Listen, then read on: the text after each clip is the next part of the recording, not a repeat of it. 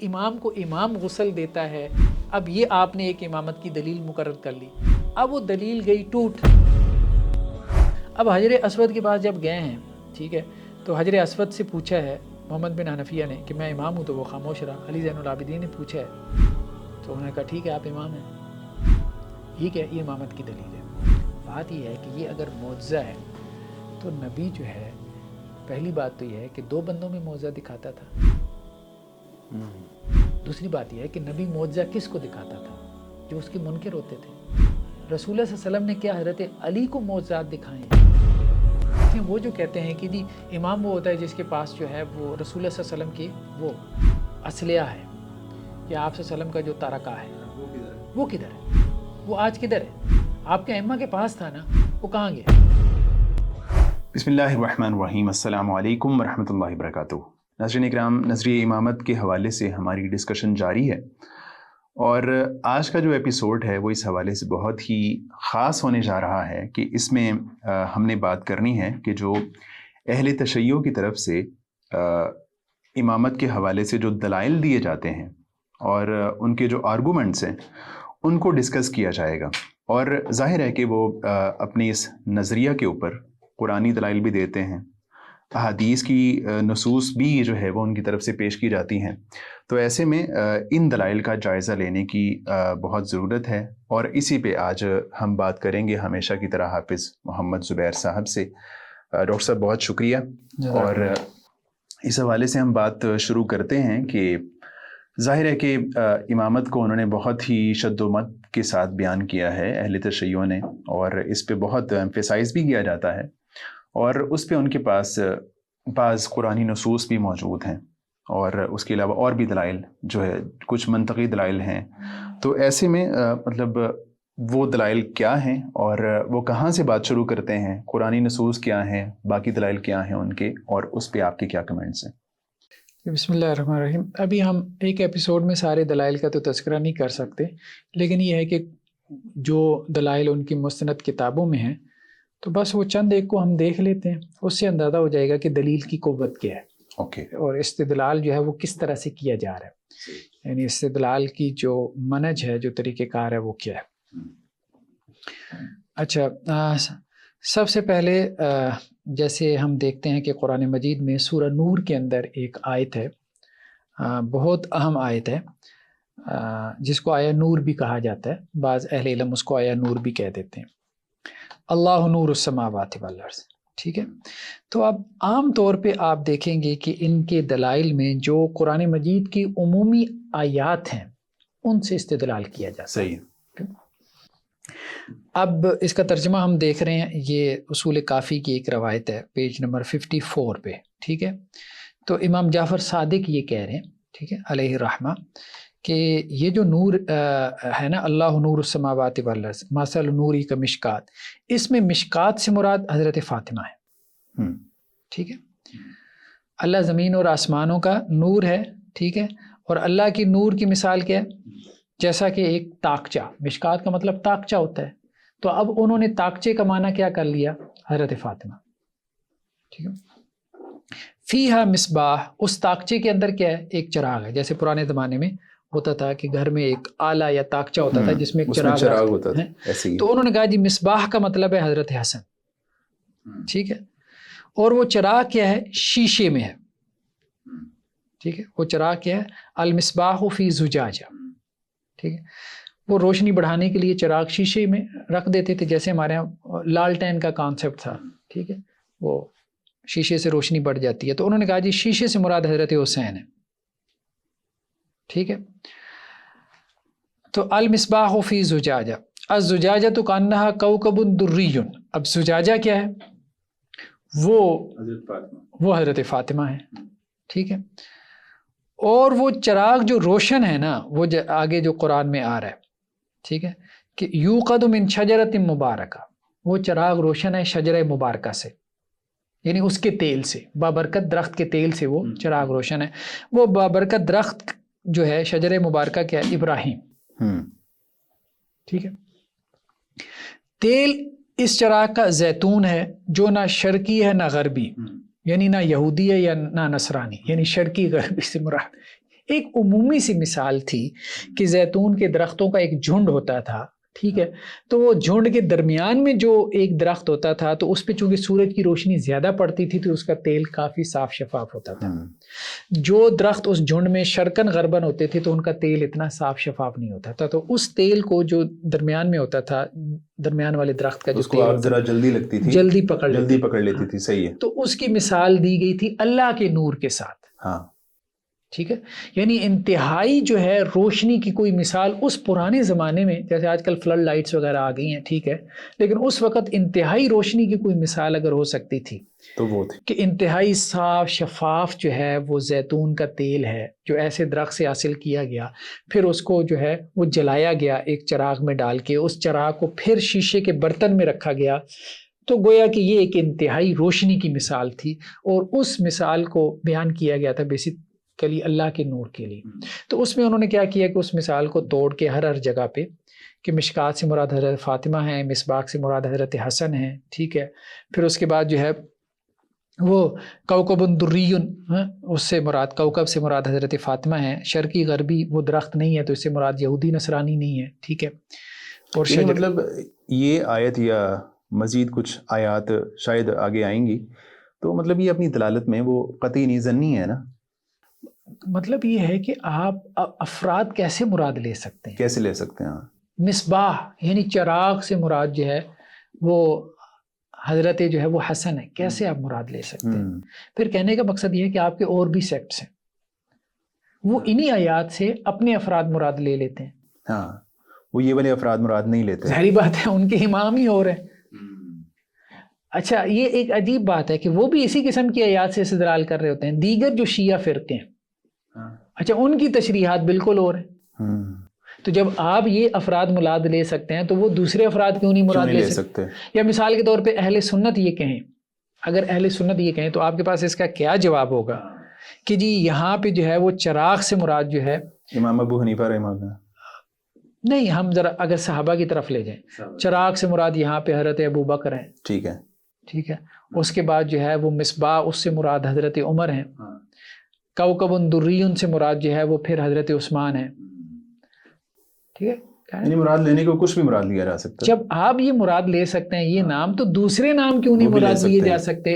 ان ناموں کے مراد لینے کی کیا آپ کے پاس دلیل ہے کہ یہی نام مراد ہیں، دوسرے کیوں نہیں ہیں؟ ہاں آپ کے نزدیک اگر یہ کوکب دری ہیں، مصباح ہیں، تو ان کے نزدیک وہ کوکب دری ہیں، وہ مصباح ہیں.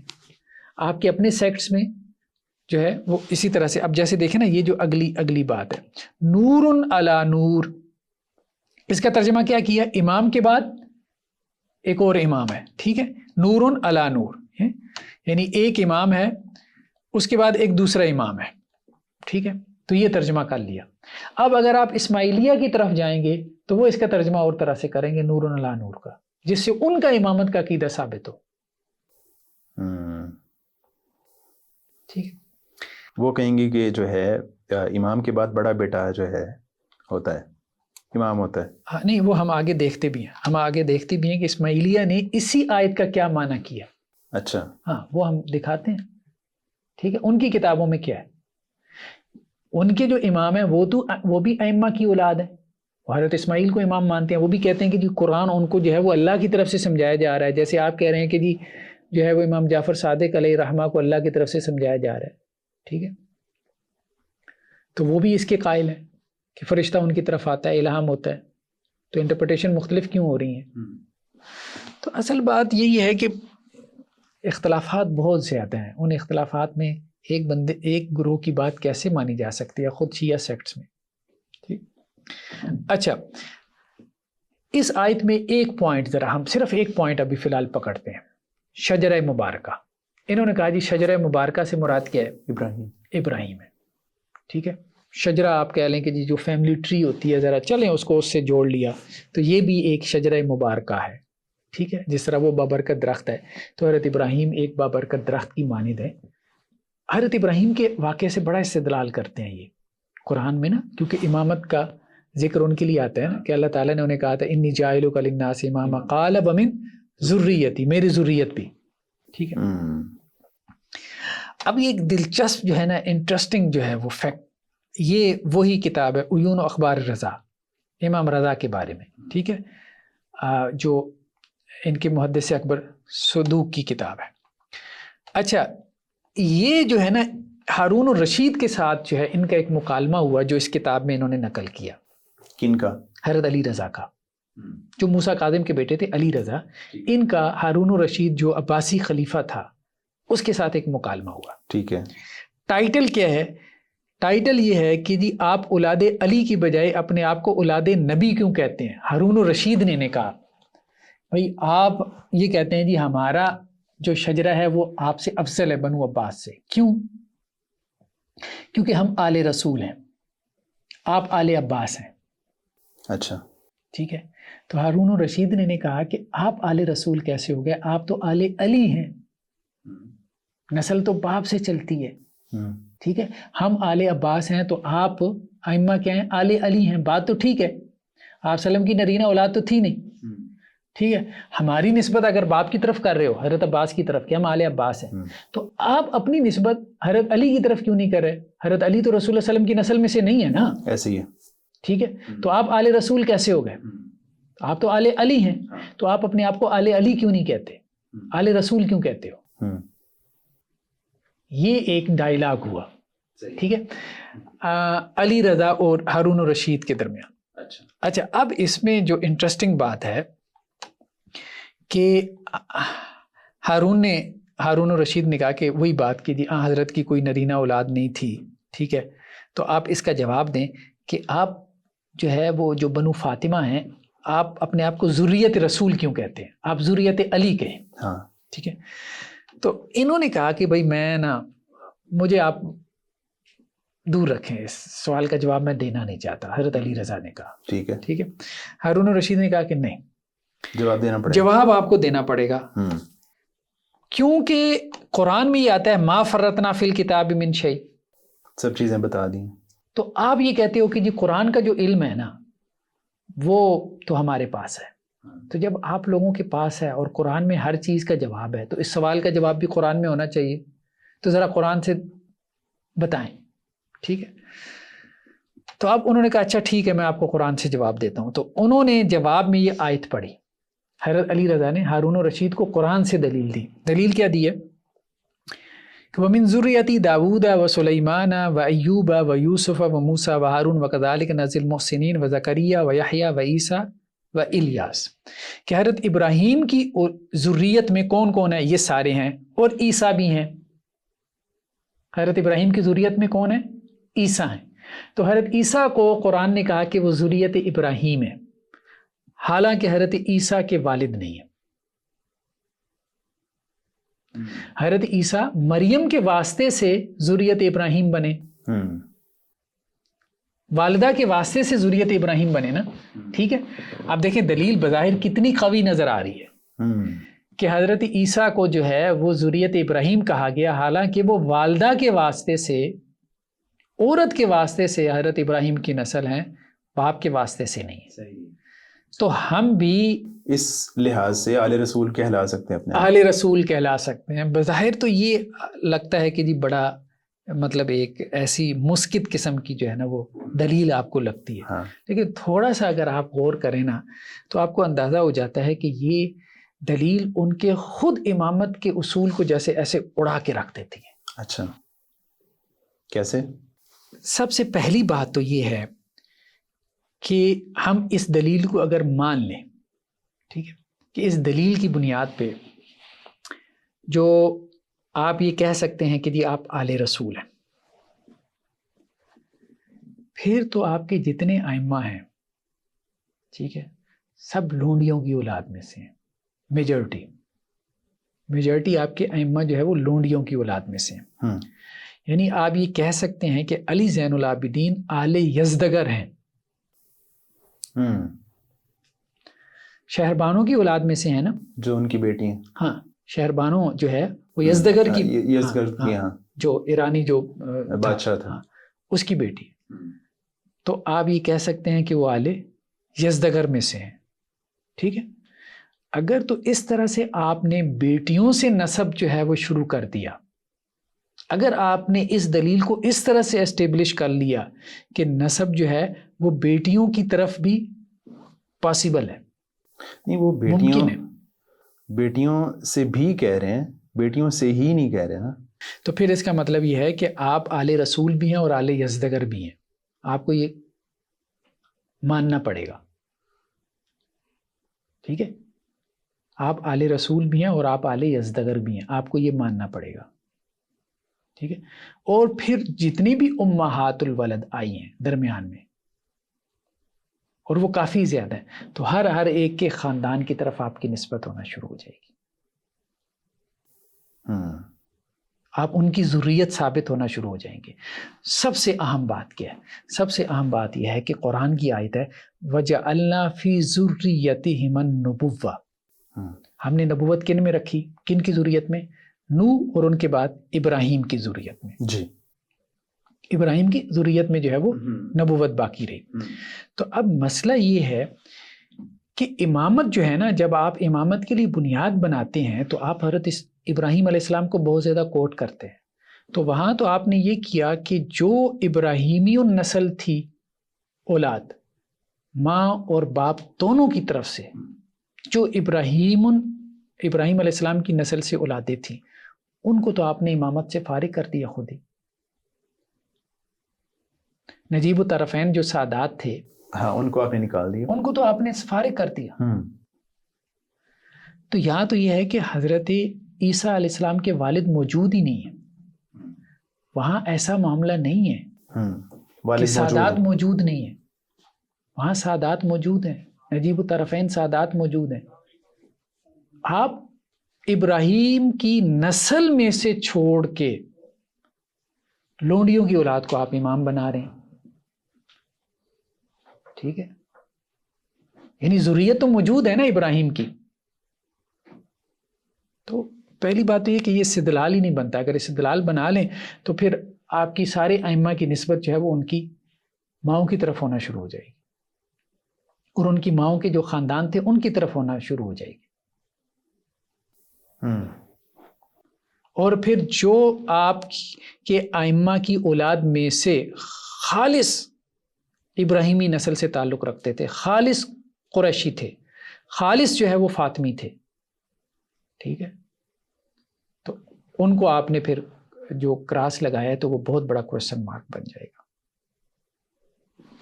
تو اس لیے خیر یہ کوئی استدلال جو ہے نا وہ مطلب زیادہ قوی نہیں. اچھا دوسرا یہ دیکھیں، یہ جو آیت ہے اب وہی ہمارے اسماعیلی مذہب کی حقیقت اور اس کا نظام.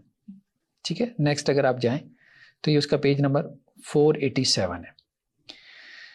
تو یہ کہتے ہیں جی مشکات سے مراد کیا ہے، اسماعیلی کیا کہتے ہیں. ٹھیک ہے، اسماعیلی جو ان کے بڑے ہیں انہوں نے اسی آیت کی تفسیر کرتی کیا کہا کہ مشکات سے مراد حضرت علی ہیں. وہ کیا کہہ رہے تھے؟ حضرت فاطمہ ہے. یہ کہہ رہے ہیں حضرت علی ہیں. مصباح سے مراد چلے یہاں پہ سیم ہو گیا، حضرت حسن ہے. زجاجہ سے مراد حضرت حسین ہے. کوکب سے مراد وہ کیا لے رہے تھے؟ حضرت فاطمہ. اور یہ کیا لے رہے ہیں؟ علی زین العابدین. ٹھیک ہے، شجرہ سے مراد وہ کیا لے رہے تھے؟ حضرت ابراہیم. یہ کیا مراد لے رہے ہیں؟ محمد الباقر. لا شرقیہ ولا غربیہ سے مراد وہ کیا لے رہے تھے کہ یہودی اور عیسائی نہیں ہے. یہ کیا لے رہے ہیں؟ امام جعفر صادق. ٹھیک ہے، یقاد زیتھا یضیء ولو لم تمسسہ نار، اس سے مراد یہ کیا لے رہے ہیں؟ مولانا اسماعیل. اور وہ مولانا اسماعیل کو مانتے ہی نہیں ہے امام. ٹھیک ہے، وہ حضرت اسماعیل کو امام مانتی ہی نہیں ہے. اثنا عشری امام جعفر صادق کے بیٹے اسماعیل کو وہ امام مانتی ہی نہیں ہے، اور یہ انہیں جو ہے وہ اس آیت سے نکال رہے ہیں ان کی امامت. اس کے بعد نور علی نور سے وہ کیا مراد لے رہے ہیں؟ محمد بن اسماعیل، ان کے بیٹے، ان کے اسماعیل کے بیٹے. تو اب قرآن کی اس آیت سے وہ بھی تو استدلال کر رہے ہیں جیسے استدلال آپ کر رہے ہیں. ایک اور فرقہ اور استدلال کر کے، یعنی اماموں کی تعین میں آپ کا اختلاف ہو گیا تو انہوں نے وہ مراد لے لیا، آپ نے یہ مراد لے لیا. اب کھیلتے رہیں، آپ کہیں وہ غلط ہیں، یہ کہیں وہ غلط ہیں. دلیل دونوں کے پاس نہیں ہے کہ متعین طور پہ ان سے مراد کون ہے. اہل سنت آ جائیں درمیان میں، وہ اپنے نام ڈال دیں، آپ ان کو کیا کہہ سکتے ہیں؟ کچھ بھی نہیں کہہ سکتے. اسی طرح سے اب آپ دیکھیں کہ اسماعیلیہ جو ہیں انہوں نے ایک اور استدلال کیا. اگر آپ استدلال دیکھیں، آپ وہ کہتے ہیں جی والفجر ولیال عشر والشفع والوتر واللیل اذا یسر ہیں. الفجر سے مراد حضرت ہیں، ٹھیک ہے، اور لیال عشر سے مراد حضرت علی ہیں.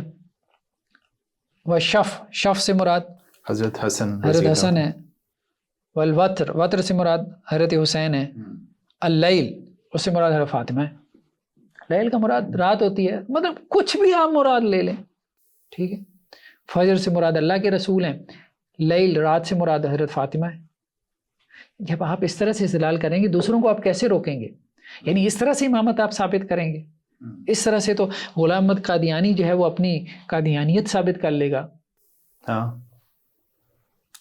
صحیح ہے. اور اس نے ثابت بھی کی ہوئی ہے، قرآن سے ثابت بھی کی ہوئی ہے. کتابیں ان کی بھی دیکھ لیں، بڑی بڑی ہیں دلائل سے. تو صرف دلیل دے دینا کچھ بات نہیں ہوتی. دلیل کو آپ ایویلویٹ کرتے ہو، بھائی دلیل کو کام کی بھی دی ہے کہ نہیں دی. دلیل اس قابل بھی ہے کہ آپ اس کو انڈرسٹینڈ کر سکو یا اس کو دلیل کے طور پہ بیان بھی کر سکو. ارم ذات العماد اس سے مراد جو ہے وہ حضرت علی ہیں، ٹھیک ہے. اچھا وثمود الذین جابوا الصخر بالواد، ٹھیک ہے. فرعون ظالم ثالث، مطلب اب جو ہے نا اب دیکھتے چلے جائیں. الذین طغوا فی البلاد، جنہوں نے شہروں میں سرکشی مچا دی ہیں. حضرت معاویہ، حضرت عمرو بن العاص، اصحاب جمل، ٹھیک ہے. اب کہاں بات ہو رہی ہے پچھلی قوموں کی؟ وہ ساری آیات قوم عاد اور قوم سمود کی آپ نے صحابہ پہ فٹ کر دی. صوت عذاب ہیں وہ آتا ہے نا، اللہ کے عذاب کا کوڑا پچھلی قوموں کے اوپر برسا، قوم عاد اور قوم سمود پہ. تو یہاں پہ کیا ہے؟ مولانا علی کی تلوار ہے، صوت عذاب، ٹھیک ہے. اچھا آگے کیا ہے کہ جی وَأَمَّا الْإِنسان، وہ جو انسان کی ذکر کیا گیا، ٹھیک ہے، کہ وہ جو مطلب اللہ تعالیٰ کی ناشکری کرتا ہے. تو یہ وہ لوگ ہیں جنہوں نے حضرت علی کی اطاعت نہیں کی، ٹھیک ہے. پھر اس کے بعد تم یتیم کی کیا کرتے ہو؟ تکریم نہیں کرتے. تو اس سے مراد کون ہے؟ خالد بن ولید ہیں، فلاں فلاں صحابہ کے نام، ٹھیک ہے. اور یتیم سے مراد کون ہے؟ حضرت علی ہیں، ٹھیک ہے. آگے جو ہے وہ مسکین کی بات آ گئی. تاکلون التراث، تم جو ہے وہ مال میراث کھا جاتے ہو.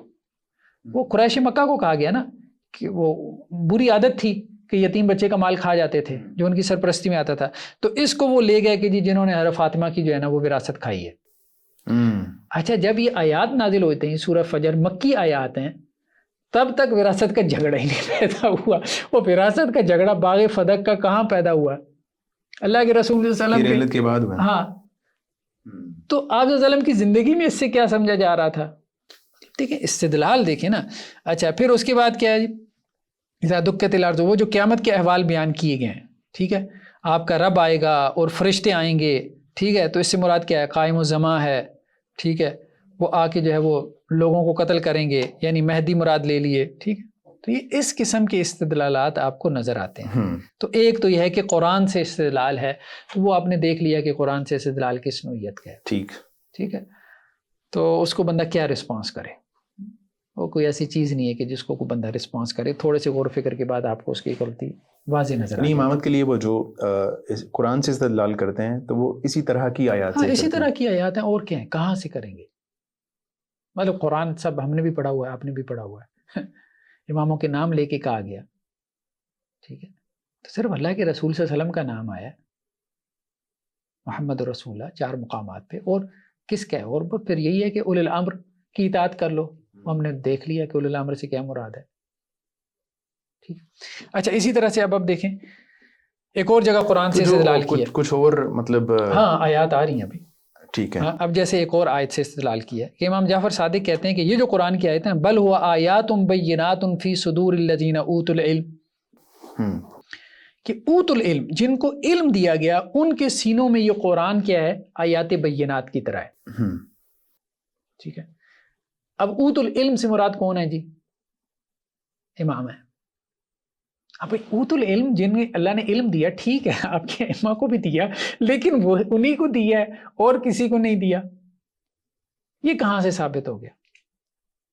اچھا پھر آپ میں اختلاف ہے، امام کی تعین میں آپ میں اختلاف ہو گیا، 120 فرقے بن گئے آپ کے صرف 3 صدی ہجری تک. تو سب نے کہا کہ جی ہمارے امام کو دیا گیا، جو ہمارے امام کے پاس علم تھا وہ دوسرے کے پاس نہیں تھا. یہ سارے جھگڑے ہم دیکھ آئے ہیں نا. اب مثال اس کی ذرا یہ دیکھ لیں، یہ شروع سے ہی دیکھ لیں، یہ ہم نے پہلے بھی دیکھی تھی کہ حضرت زید علی زین العابدین کے 2 بیٹے ہیں، محمد الباقر بڑے ہیں، زید چھوٹے ہیں. تو حضرت زید نے محمد الباقر سے کہا اپنے بڑے بھائی سے کہ والد صاحب کی کتاب مجھے دینا، تو وہ دینا بھول گئے. ٹھیک ہے. اس کے بعد جب دوبارہ ملاقات ہوئی ہے تو انہوں نے کہا کہ بھائی سے کہا کہ وہ کتاب آپ کو چاہیے تھی. انہوں نے کہا مجھے اب نہیں چاہیے. انہوں نے کہا اچھا والد کی کتاب سے تم مستغنی ہو گئے؟ تو انہوں نے کہا ہاں بس اللہ کا علم ہے، اللہ نے مجھے علم دیا. حضرت زید نے کہا. تو محمد الباقر نے کہا کہ بھائی کون سا آپ کے پاس علم ہے؟ تو انہوں نے کہا سوال کرو. انہوں نے جو بھی سوال کیا حضرت زید سے، ٹھیک ہے، تو حضرت زید نے سارے جواب دے دیے.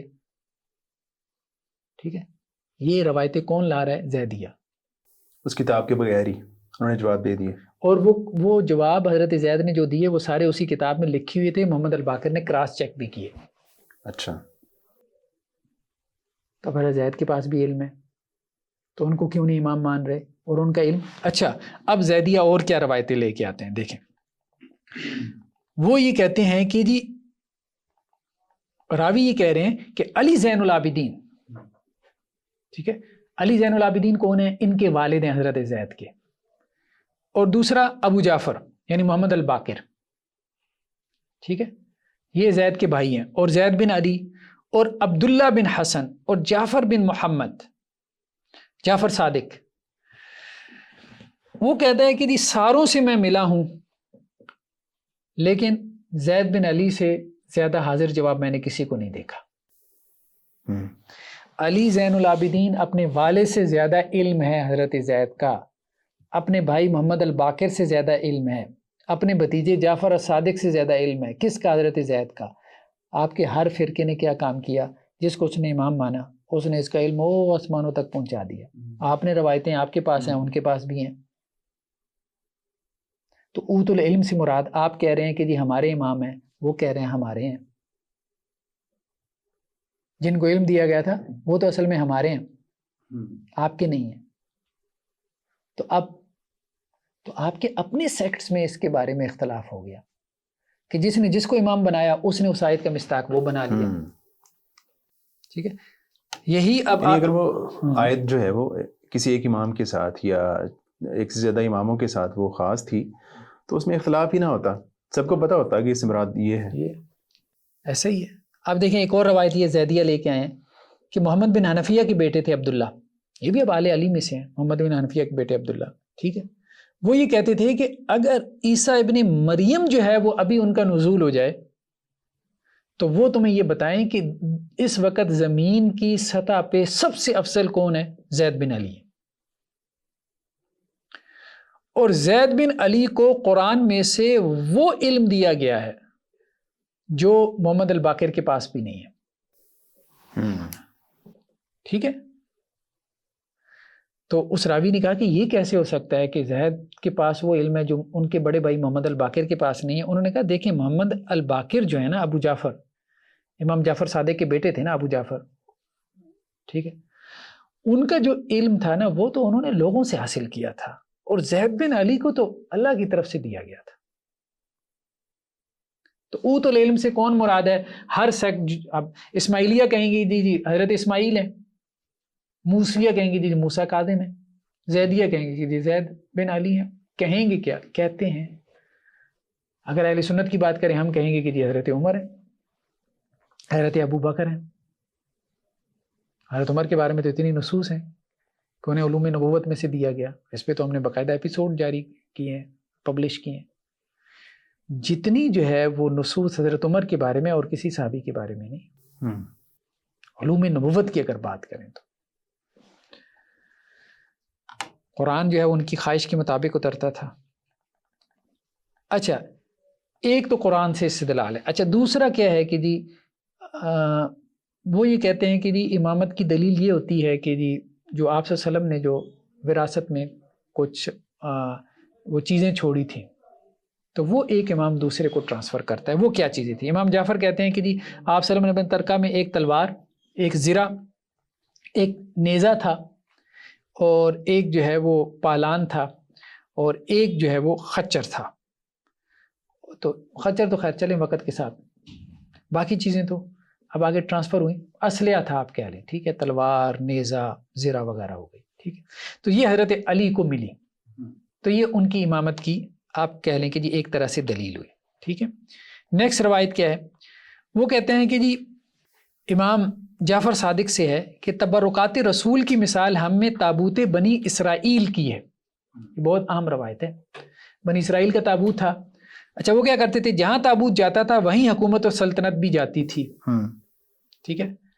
اچھا جہاں تابوت جاتا تھا ان کو فتح حاصل ہوتی تھی. ان میں سے جن کے پاس تابوت رہا وہ سب تو مقتول ہوتے رہے. تابوت سکینہ جس کو کہتے ہیں وہ, ہاں تابوت سکینہ. تو بنی اسرائیل میں جب تابوت سکینہ لے کے جنگ میں جاتے تھے تو فتح حاصل ہوتی تھی. یہ کہہ رہے ہیں کہ جی ہمارے تابوت کی مثال بھی وہی ہے بنی اسرائیل کی تابوت کی. پھر تو شکست نہیں ہونی چاہیے تھی. شکست کیا, آپ گھر سے باہر ہی نہیں نکلے, بلکہ گھر کے اندر جو ہے بغیر لڑے آپ کو شہید کیا جاتا رہا. یعنی آپ کی روایتیں یہ کہہ رہی ہیں کہ جی وہ ہمیں زہر دے کے جو ہے وہ ہمارے ائمہ کو شہید کر دیتے تھے. آپ مغلوب رہے, وہ غالب رہے, دنیاوی طور پہ غالب رہے. اچھا اس کے بعد جو ہے مطلب اس کو بھی اگر آپ دیکھ لیں کہ جی یہ جو تابوت والا مسئلہ ہے تو یہ مطلب سمجھ سے جو ہے وہ بالا تر ہے. ٹھیک ہے, کہ جن کے پاس تابوت تھا تو وہ اپنی جان چھپاتے پھرتے رہے. وہ اپنے جو ہے فالورز کو کہتے رہے کہ یار بتانا نہیں کہ ہم امام ہیں. ہمارے جو ہے وہ اس طرح گردن کی طرف اشارہ کر کے کہتے تھے ہمیں ذبح کر دیا جائے گا. ٹھیک ہے, تو فتح کیا ان کو حاصل ہونی تھی, مطلب ان کے لیے تو اپنی جان بچانا مشکل ہوئی تھی. ہاں اس میں جو زیدیہ کا پوائنٹ آف ویو تھا نا وہ ذرا معقول نظر آتا ہے. وہ یہ کہتے ہیں کہ بھائی یہ اس کو ایک میٹافر سمجھو.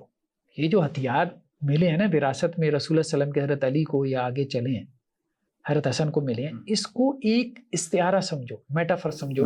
خلافت کا اس کو میٹافر یا استعارہ اس طرح سے سمجھو کہ یہ ہتھیار اس لیے دیے گئے کہ تم نے ظلم کے خلاف جدوجہد کرنی ہے, لڑنا ہے, نکلنا ہے. صحیح ہے.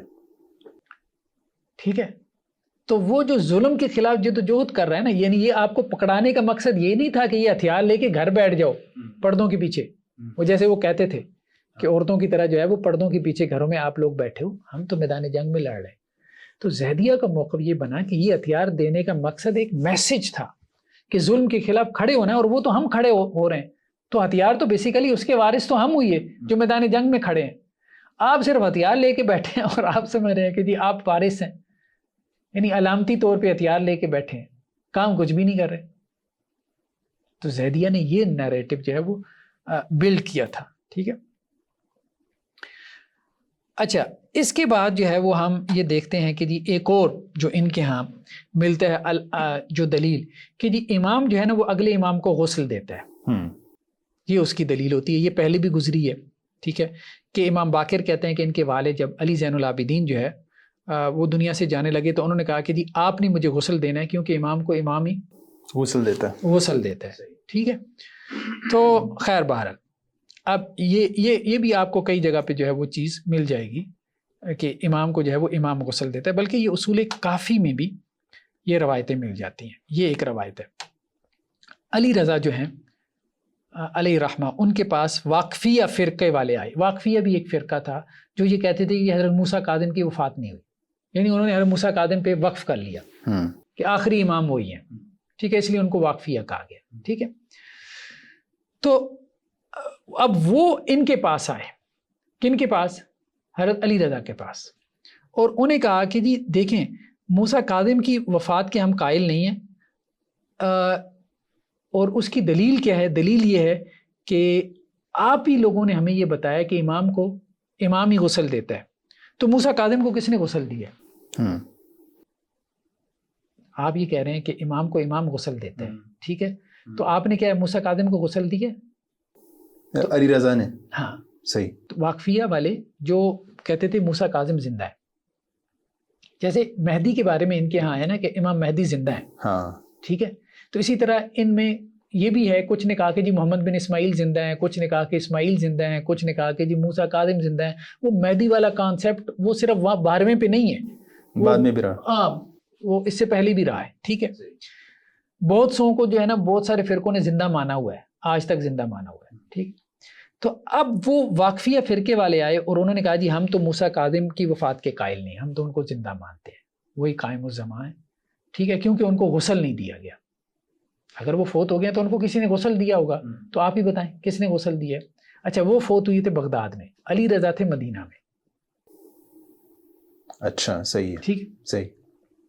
تو اب انہوں نے کہا کہ جی یہ کیسے پتا ہوا چلا کہ جی علی رضا نے کہا علیہ رحمہ کہ یہ کیسے پتا چلا کہ جی ہمارے والد موسیٰ کاظم کو غسل نہیں دیا گیا. تو انہوں نے اپنے فالوور سے کہا کہ واقفیہ والے جب یہ اعتراض کرتے ہیں کہ موسیٰ کاظم کو غسل نہیں دیا گیا تو تمہارے پاس اس کا کیا جواب ہے؟ بتاؤ, تم ہی بتاؤ پہلے, تمہارے پاس اس کا کیا جواب ہے؟ تو وہ جو ہے ان کا فالوور تھا, اس نے کہا کہ جی میں نے انہیں کہا کہ اگر میرا امام یہ کہے نا کہ ان کو عرش کے نیچے غسل دیا گیا تو میں تو یہ بس ایمان لے آؤں گا, بس اتنا ہی کہہ دیں. ہاں اتنا ہی کہہ دے تو میں تو مان لوں گا کہ موسیٰ کاظم کو عرش کے نیچے غسل دیا گیا. میرا امام کہہ دے, علی رضا کہہ دیں کہ غسل دیا تو بس غسل دیا. ٹھیک. تو انہوں نے کہا کہ نہیں, یہ بات تو ٹھیک ہے تمہاری, مطلب تمہارا ایمان کا لیول یہی ہونا چاہیے, لیکن کچھ اور بھی کہو نا. تو اس نے کہا پھر کیا کہوں؟ تو انہوں نے کہا انہیں یہ کہو تم کہ امام نے ان کو غسل دیا, بس یہ کہہ دیں. ہاں امام نے ان کو غسل دیا. اس نے کہا میں یہی کہوں گا کہ آپ نے ان کو غسل دیا. فرمایا ہاں. اب بریکٹ میں کیا لکھتے ہیں کہ معتبر روایت یہ ہے کہ امام علیہ السلام باعجاز یعنی معجزے کے ذریعے بغداد پہنچے اور غسل دیا. غسل ثابت ہو گیا. اب بات یہ ہے کہ امام کو امام غسل دیتا ہے. اب یہ آپ نے ایک امامت کی دلیل مقرر کر لی, اب وہ دلیل گئی ٹوٹ. ہاں کیونکہ وہ ایک شہر بھی نہیں ہے, شہر بھی نہیں ہے. ٹھیک ہے. تو اب آپ کو اس کو سیدھا کرنے کے لیے تعویل کرنی پڑی. اب درمیان میں طے الارض کا کانسیپٹ بھی آ گیا کہ امام کے لیے زمین کچھ بھی نہیں ہوتی, اور وہ وہاں پہنچ گیا اور انہوں نے وہاں جا کے غسل دے دیا. اچھا اس سے انٹرسٹنگ اگلی روایت ہے. ٹھیک ہے کہ علی رضا یہ کہتے ہیں علیہ رحمہ کہ امام کو امام غسل دیتا ہے. ٹھیک ہے. اب ان کے والد کے بارے میں تو یہ ڈیبیٹ پیدا ہو گئی. چلیں اس وقت کے لوگ کیوں انکار کر رہے تھے؟ خود آپ کے والد کے فالوورز انکار کر رہے ہیں کہ جی کس نے اس کو غسل دیا.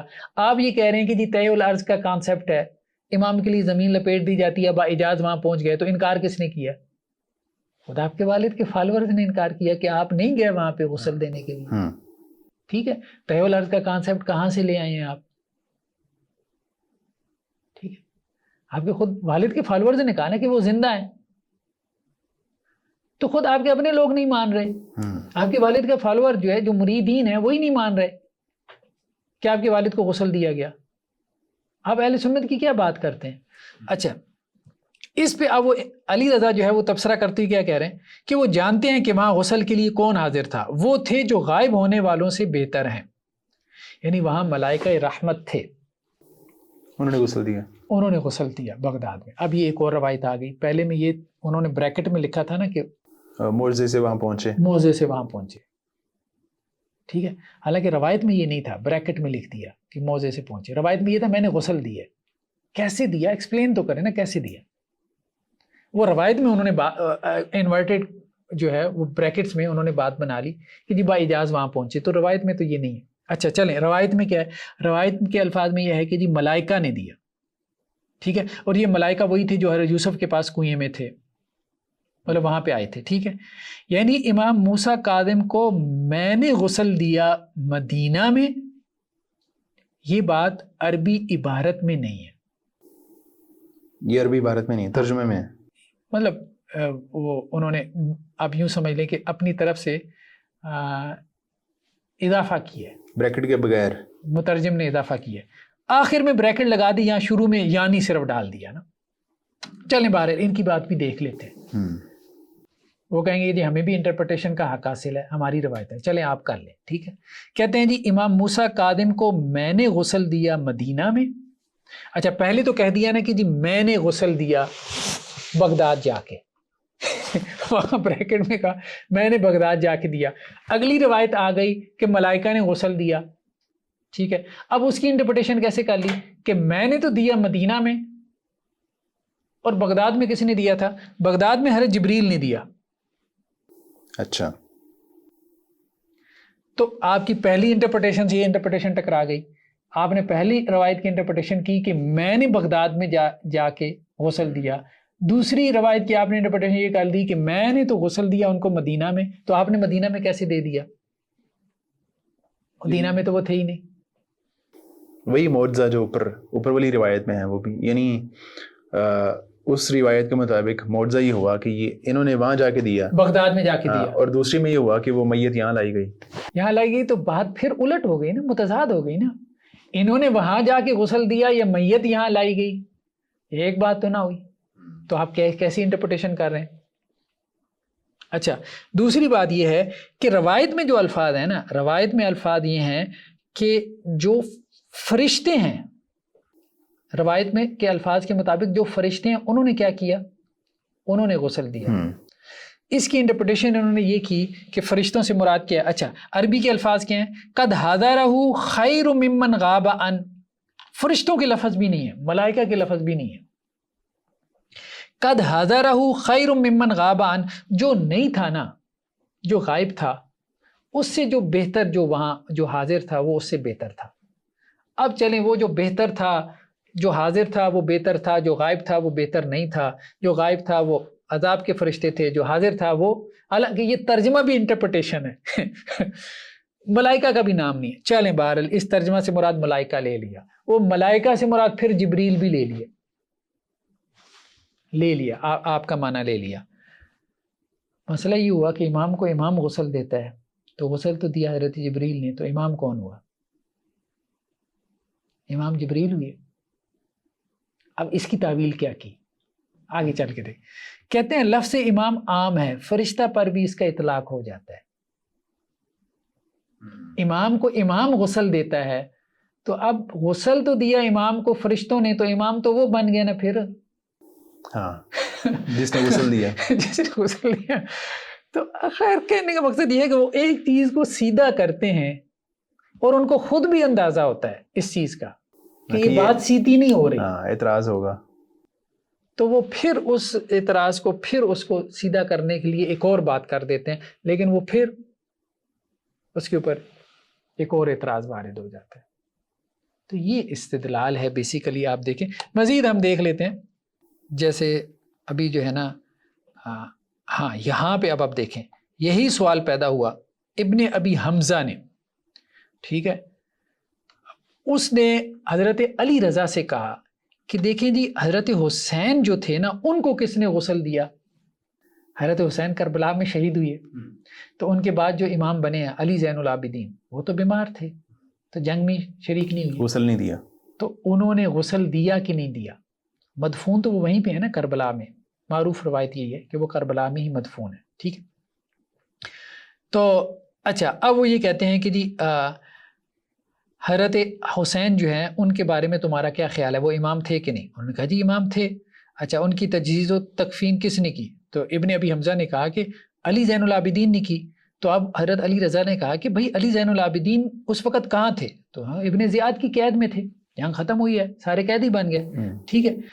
تو آپ قید سے نکل کر تشریف لائے، اپنے پدر بزرگوار کی تجہیز و تدفین کی اور واپس چلے گئے، اور ان لوگوں کو پتہ بھی نہ چلا.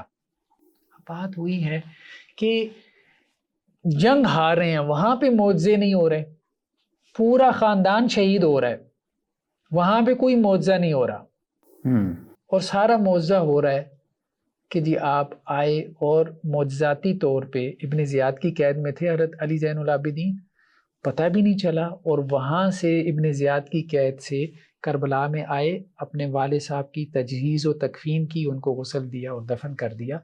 کوئی یہ بات کہے کہ یار یہ معجزہ اس سے تھوڑی دیر پہلے کیوں نہیں ہو گیا، اور حق غالب کیوں نہیں آ گیا؟ اور ائمہ کو جس مقصد کے لیے بھیجا گیا تھا کہ لوگوں کی اطاعت ان کے لیے فرض کی گئی تھی، تو وہ معجزہ ہو جاتا اور امامت اور خلافت ان کے پاس آ جاتی، اور ان کی اطاعت کے لیے آپ کو کوئی دلیل دینی ہی نہ پڑتی، یہ سارا کچھ آپ کو نہ کرنا پڑتا، سیدھا سا کام ہو جاتا. اچھا، اب اس کے بعد جو ہے نا وہ پھر یہ کہتے ہیں کہ جی علی رضا نے فرمایا کہ اگر علی جو زین العابدین تھے ان کے لیے یہ ممکن تھا کہ کوفے سے کربلا آ کر اپنے بزرگوار کی تجہیز و تدفین کریں، تو پھر امام وقت کے لیے بھی یہ ممکن ہے کہ وہ بغداد آئے اور اپنے پدر بزرگوار کی تجہیز تکفین اور تدفین کر کے واپس چلا جائے.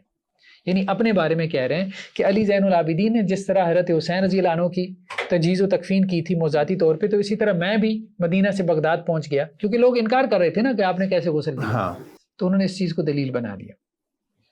تو ابن ابی حمزہ نے کہا پھر کہ ہمارے پاس یہ روایت بھی ہے کہ امام دنیا سے اس وقت تک نہیں جاتا جب تک کہ وہ اپنے بعد کے لیے دوسرے کو امام کو نہ دیکھ لے۔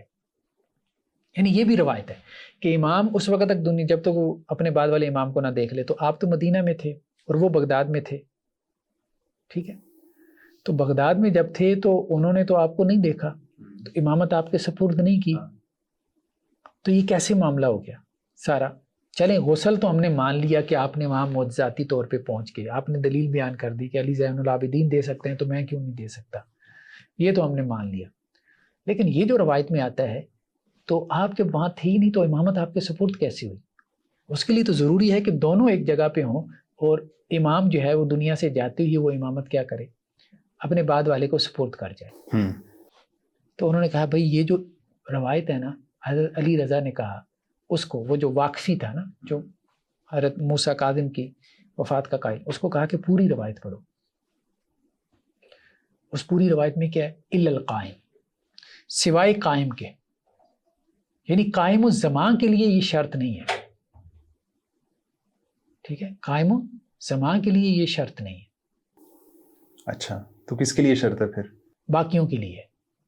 اب قائم الزمان جو ہے نا، اب مسئلہ یہ ہے کہ یہ جو دلیل دے رہے ہیں کہ قائم الزمان کے لیے یہ شرط نہیں ہے، تو قائم الزمان کون ہے؟ قائم الزمان تو 12ویں ہیں، آخری ہیں۔ اچھا، اس میں پھر آگے یہ بات کہی کہ تمہیں سمجھ نہیں آئے گی کہ قائم الزمان کیا ہے، اور تم سمجھ بھی نہیں سکتے۔ اچھا، اب اس کی تعویل کیا کرتے ہیں؟ تعویل یہ کرتے ہیں کہ اصل میں قائم الزمان تو وہی ہیں، آخری والی، ٹھیک ہے، لیکن بعض اوقات یہ لفظ عام ہے، جیسے امام سے مراد فرشتہ ہو سکتا ہے، تو اسی طرح قائم الزمان سے مراد پہلے والا بھی کوئی امام ہو سکتا ہے۔ تو خیر، کہنے کا مقصد یہ ہے کہ اس طرح سے تعویل در تعویل کے اوپر جو ہے نا یہ سب کچھ جو ہے وہ کھڑا ہے۔ اچھا، ایک اور دلیل، یہ حبابہ ایک خاتون تھی، یہ اصول کافی میں ایک اور دلیل آ گئی۔ مطلب حدیثیں کس قسم کی دلیل کے طور پہ لے کے آتے ہیں، روایتیں۔ حبابہ جو ہے نا یہ آئی پہلے حضرت علی کے پاس، اور اس نے کہا کہ جی آپ مجھے دلیل دیں کہ جی آپ امام ہیں۔ تو حضرت علی نے کہا کہ وہ سامنے کنکری ہے نا، وہ ذرا اٹھا لاؤ۔ وہ کنکری اٹھا لائی، اس پہ مہر لگا دی، ٹھیک ہے، اور کہا کہ میرے بعد بھی جو اس طرح سے پتھر کے اوپر مہر لگا دینا تو سمجھنا وہ امام ہے۔ اب یہ حبابہ جو ہے اس کے بعد حضرت حسن کے پاس آئی، اور انہوں نے بھی اس کے اوپر مہر لگا دی کنکری کے اوپر۔ پھر حضرت حسین کے پاس آئی، انہوں نے بھی اس کے اوپر مہر لگا دی، ٹھیک ہے۔ پھر وہ یہاں تک کہ حضرت علی زین العابدین کے پاس آئی، اور اس وقت اس کی عمر 113 برس ہو چکی تھی، حضرت علی زین العابدین، انہوں نے بھی اس کو اسی طرح سے مہر لگا دی۔ چلیں، اچھا، اس کے بعد یہ کہتے ہیں کہ جی پھر وہ حبابہ خاتون جو تھی، پھر وہ امام محمد الباقر کے پاس آئی، انہوں نے بھی مہر لگائی، امام جعفر صادق کے پاس آئی، انہوں نے بھی مہر لگائی، موسیٰ کاظم کے پاس آئی، انہوں نے بھی مہر لگائی، علی رضا کے پاس آئی، انہوں نے بھی مہر لگائی۔ پتہ نہیں کتنی لمبی اس کی عمر تھی، یہ کوئی 200 سال بھی کراس کر گئی۔ حضرت علی سے شروع ہوئی ہے بات، ٹھیک ہے۔ چلے اتنی لمبی سیم خاتون ہے جو اتنی لمبی عمر ہو سکتی تھی، وہ کنکری کدھر گئی؟ اب وہ کنکری بھی موجود نہیں ہے، تو وہ چلے اس حبابہ کے لیے تو دلیل بن گئی، ہمارے لیے کیسے دلیل بنے گی؟ ہمیں تو آپ کنکری دکھائیں نا، ہمیں دکھانے کے لیے تو کچھ بھی نہیں ہے آپ کے پاس، ٹھیک ہے۔ اسی طرح سے دیکھیں، وہ جو کہتے ہیں کہ جی امام وہ ہوتا ہے جس کے پاس جو ہے وہ رسول اللہ صلی اللہ علیہ وسلم کی وہ جو اسلحہ ہے، یا آپ صلی اللہ علیہ وسلم کا جو تارکہ ہے، وہ کدھر ہے؟ وہ آج کدھر ہے؟ آپ کے ائمہ کے پاس تھا نا، وہ کہاں گیا؟ تو بات یہ ہے کہ ہمیں تو پتہ چلے نا کہ آپ لوگوں کو وراثت میں ملا ہے۔ اگلی جو روایت ہے اس میں یہ بات ہم دیکھتے ہیں کہ محمد حنفی علی زین العابدین کے پاس آئے تھے اور ان سے ان کا جھگڑا ہوا تھا امامت کے مسئلے میں۔ اچھا، یہ دونوں کہاں گئے؟ حجر اسود کے پاس، یہ معروف واقعہ، پہلے بھی شاید بات ہوئی تھی۔ اب حجر اسود کے پاس جب گئے ہیں، ٹھیک ہے، تو حجر اسود سے پوچھا ہے محمد بن حنفیہ نے کہ میں امام ہوں، تو وہ خاموش رہا۔ علی زین العابدین نے پوچھا ہے تو انہوں نے کہا ٹھیک ہے آپ امام ہیں۔ یہ کیا؟ یہ امامت کی دلیل ہے۔ بات یہ ہے کہ یہ اگر معجزہ ہے تو نبی جو ہے، پہلی بات تو یہ ہے کہ 2 بندوں میں معجزہ دکھاتا تھا۔ دوسری بات یہ ہے کہ نبی معجزہ کس کو دکھاتا تھا؟ جو اس کے منکر ہوتے تھے۔ رسول اللہ صلی اللہ علیہ وسلم نے کیا حضرت علی کو معجزات دکھائے ہیں؟ نہیں. مسئلہ یہ ہے کہ جب امامت کے قائل ہی نہیں تھی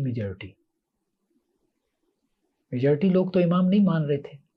ایسا ہی ہے نا, مطلب اس وقت بنو امیہ تھے, وہ نہیں مان رہے تھے. ہاں, بنو امیہ نہیں مان رہے تھے. اس کے علاوہ بھی چند ایک لوگ ہوتے تھے. میکسیمم جو تعداد بیان ہوئی ہے اصول کافی کی ایک روایت میں, وہ جیسے وہ کہتے ہیں جی وہ جیسے کوئی بہت بڑے مجمع نے بیعت کر لی تھی, ٹھیک ہے, وہ 400 بندے. ٹھیک, یہ صورتحال تھی آپ لوگوں کی. ٹھیک ہے, پوری امت ایک طرف تھی. نہیں, یہ جو آپ 400 کا فگر بتا رہے ہیں تو مطلب جو دوسرے ہیں زیادیہ وغیرہ سارے ملا کے نہیں, یہ ہم اثنا عشریہ کی بات کر رہے ہیں. ٹھیک ہے, اثنا عشریہ کی بات کر رہے ہیں, یہ آگے چل کے بات آئے گی. تو اب مسئلہ یہ ہے کہ پوری امت ایک طرف کھڑی ہے, ٹھیک ہے, اور آپ کے میکسیمم بندے جو ہے وہ یہ صورتحال ہوتی تھی. 400 بندے ہوتے تھے جس پہ آپ کہتے تھے کہ جو جیسے جمع غفیر نے ان کی بیعت کی, انداز یہی ہوتا ہے. اصول کافی کی روایت ہم آگے چل کے اس کو ڈسکس کریں گے.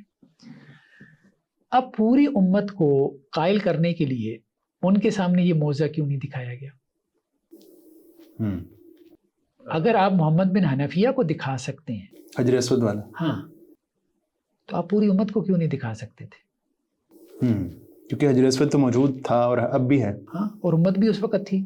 تو حج کے موقع پہ آپ کہتے کہ جی دیکھیں ہماری جو ہے وہ امامت کی گواہی یہ حجر اسود بھی دے رہا ہے. یعنی نبی دیکھیں نا, حضرت صالح علیہ السلام نے اونٹنی کا معجزہ دکھایا. کس کو دکھایا؟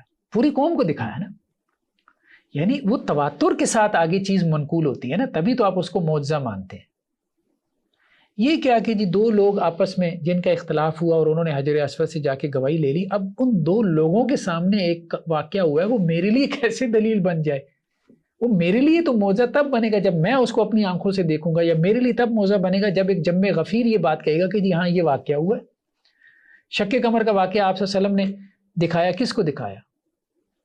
قریش کے منکرین کو دکھایا. سب نے دیکھا نا, ابو جہل نے دیکھا, بڑے بڑے نے دیکھا جو انکار کرنے والے تھے.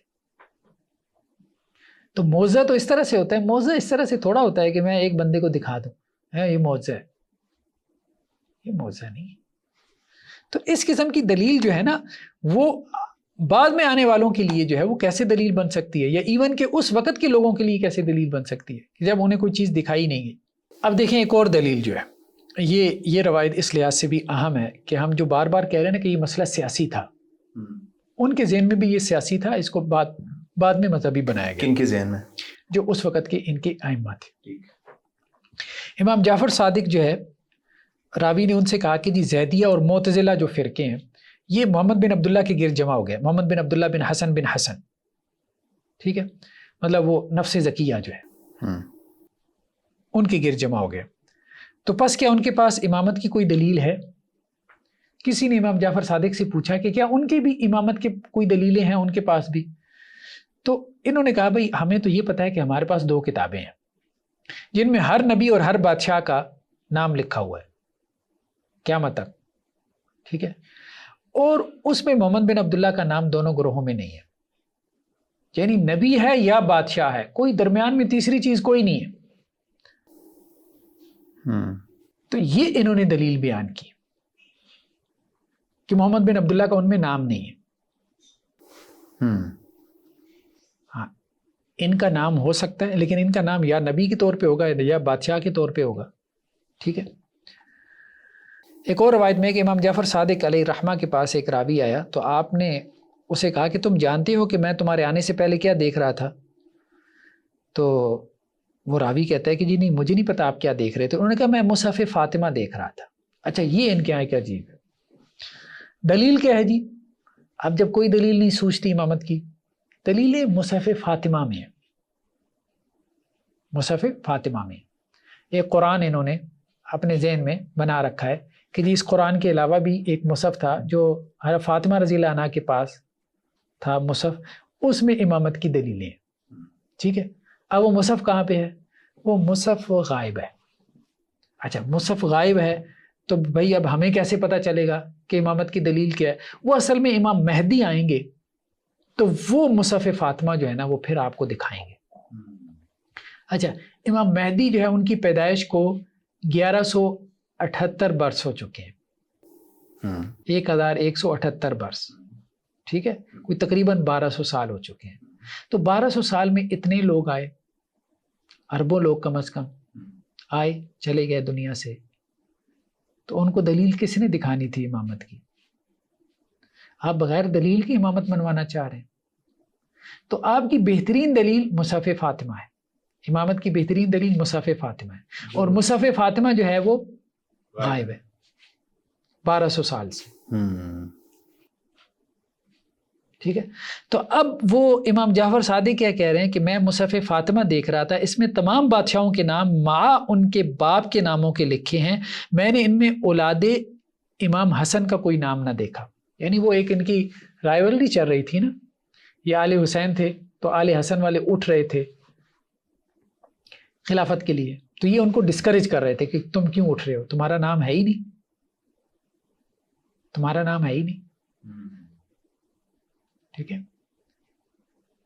تو یہ ان کو ڈسکریج کر رہے تھے. اب یہ مصحف فاطمہ جو ہے، اب ہم اس کو کیا کہیں کہ جی مطلب اس کو انہوں نے کیسے دلیل بنا لیا، کیسے دلیل بنا لی؟ پہلی بات تو یہ ہے کہ قرآن کا وہی مصحف ہے جو کمپلیٹ ہے، مکمل ہے، ہمارے پاس موجود ہے. اس کے علاوہ کوئی ایسا مصحف نہیں ہے کہ جس میں جو ہے وہ اس قرآن سے کچھ زیادہ بھی لکھا گیا ہو.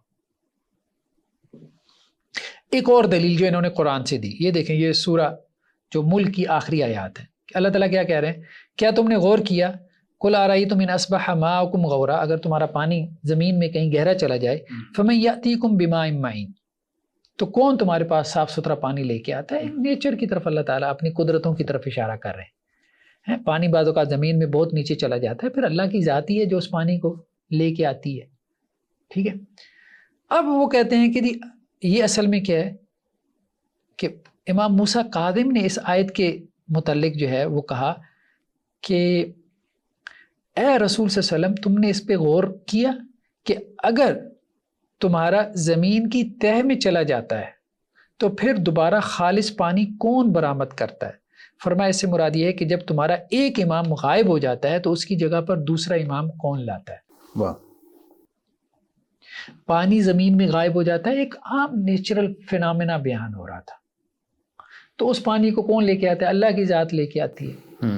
اب وہ ماں سے مراد، پانی سے مراد امام لے لیا، ماں کا ترجمہ امام کر لیا. یعنی مطلب جو مرضی کر لیں، پھر آپ جو مرضی کر لیں آپ ترجمہ ٹرانسلیشن. اس طرح تو کوئی اور بھی جو مرضی کر لیتا ہے، کر سکتا ہے. یعنی آپ کہہ رہے ہیں کہ ماں سے مراد کیا ہے؟ وہ امام ہے. ٹھیک ہے. تو اہل سنت یہ کہتے ہیں کہ جی ماں سے مراد اصل میں خلیفہ ہے، یعنی ایک خلیفہ چلا جاتا ہے تو اس کے بعد دوسرا خلیفہ کون لاتا ہے؟ اللہ لے کے آ رہا ہے. تو خلافت چلے جی ثابت ہو گئی، اللہ کی طرف سے ثابت ہو. پھر ثابت اس طرح ہم بھی کر لیتے ہیں. اگر آپ نے اسی طرح سے کام چلانا ہے تو پھر ہم بھی چلا لیتے ہیں. نہیں، یہ اس طرح سے آیات کو کھیل تماشا نہ بنائیں. صرف اپنے ایک نقطہ نظر کو ثابت کرنے کے لیے یہ جس طرح سے جو ہے وہ آیات کی انٹرپریٹیشن کی گئی ہے، مضحکہ خیز قسم کا انداز ہے. اور سب سے زیادہ تکلیف دہ بات یہ ہے کہ یہ ائمہ کی طرف اس کی نسبت کی گئی ہے، آل حسن اور آل علی کی طرف نسبت کی گئی ہے کہ وہ یہ انٹرپریٹیشن کرتے تھے، اور ساتھ میں یہ کہہ دیا کہ جی یہ وہابی علم ہے. یعنی ایک بچہ اٹھ کے اس کے اوپر کوسچن مارک کھڑا کر سکتا ہے. اور آپ یہ کہہ رہے ہیں کہ جی یہ وہابی علم تھا جو آسمانوں سے آتا تھا، الہامی علم تھا، فرشتے کے ذریعے سے جو ہے وہ ائمہ کو دیا جاتا تھا. یہ وہابی علم تھا. مطلب نہیں، جن چیزوں سے آپ استدلال کر رہے ہیں اس کے پیچھے کوئی لاجک ہونی چاہیے، کوئی ریزننگ ہونی چاہیے. ایسے ہی. تو کہنے کا مقصد یہ ہے کہ یہ اس قسم کے استدلالات ہیں امامت کے اوپر، اس قسم کے دلائل ہیں، وہ قرآن سے ہوں یا قرآن کے علاوہ ہوں، تو مطلب آپ یوں کہہ لیں کہ جی ان کو جسٹیفائی کرنا جو ہے نا وہ بہت مشکل ہو جاتا ہے، بہت ہی مشکل ہو جاتا ہے. چلیں ٹھیک ہے، آپ سب بہت شکریہ آپ کی آمد کا، اللہ تعالیٰ آپ کو اس کی بہترین جزا دے. تو آج جو ہم نے بات کی ہے امامت کے حوالے سے، اور اس پہ جو اہل تشیع کی طرف سے استدلال کیا جاتا ہے مختلف نصوص سے، اس کا جائزہ لیا گیا ہے کہ ان کی کیا حیثیت بنتی ہے، کیا ایک انسانی ذہن اس کو قبول کرتا ہے یا نہیں کرتا. تو اس پہ ہم حافظ صاحب کے بہت زیادہ شکر گزار ہیں کہ انہوں نے اہل تشیع کی ہی کتابوں سے بہت ساری ایسی نصوص کا جائزہ لیا ہے جس سے وہ استدلال کرتے ہیں. ان کی کیا حیثیت ہے وہ اب آپ کے سامنے بالکل واضح ہے. تو اگر آپ اس طرح کی نصوص سے استدلال کرتے ہیں تو وہ نصوص جو ہے بہت واضح ہونی چاہیے تاکہ جو ہے اس حوالے سے جو اشکالات ہیں وہ دور ہوں. تو اسی سلسلے کو ہم مزید آگے بڑھائیں گے اگلے ایپیسوڈ میں. تب تک کے لیے اجازت دیجیے. اللہ حافظ.